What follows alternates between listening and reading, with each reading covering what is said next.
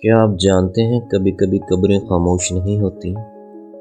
یہ کہانی ہے ایک لڑکے احمد کی، جو ایک رات اکیلا قبرستان سے گزر رہا تھا۔ رات بہت گہری تھی، ہوا سرد اور ہر طرف سناٹا۔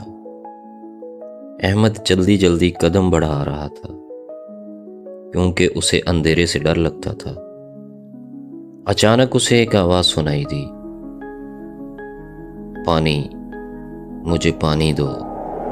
احمد رک گیا، اس کا دل زور سے دھڑکنے لگا۔ اس نے ادھر ادھر دیکھا لیکن وہاں کوئی نہیں تھا۔ پھر آواز دوبارہ آئی، اس بار اور قریب سے، پانی، مجھے پانی دو۔ احمد نے ہمت کر کے آواز کا پیچھا کیا اور ایک قبر کے پاس پہنچ گیا۔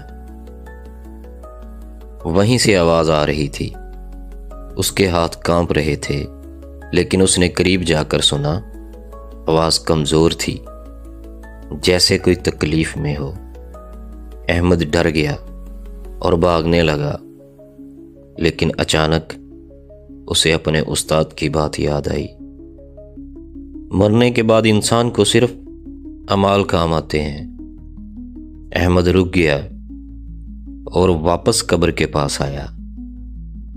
اس نے آہستہ سے کہا، میں تمہاری مدد کیسے کر سکتا ہوں؟ آواز آئی، میرے لیے دعا کرو۔ میں دنیا میں نماز نہیں پڑھتا تھا اور اب مجھے سکون نہیں مل رہا۔ احمد کی آنکھوں میں آنسو آ گئے۔ اس نے وہیں کھڑے ہو کر دعا شروع کر دی۔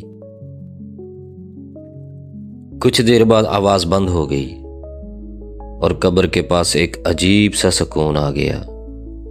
اگلے دن احمد نے لوگوں کو بتایا، پتہ چلا وہ قبر ایک ایسے شخص کی تھی جو ساری زندگی نماز سے دور رہا۔ احمد سمجھ گیا یہ کوئی عام واقعہ نہیں تھا، یہ ایک نصیحت تھی۔ یاد رکھو، قبر میں صرف اعمال ساتھ جاتے ہیں اور کبھی کبھی وہ ہمیں آوازیں دے کر بھی یاد دلاتے ہیں۔ اگر یہ کہانی دل کو لگے تو آج ہی اپنی نماز درست کر لو۔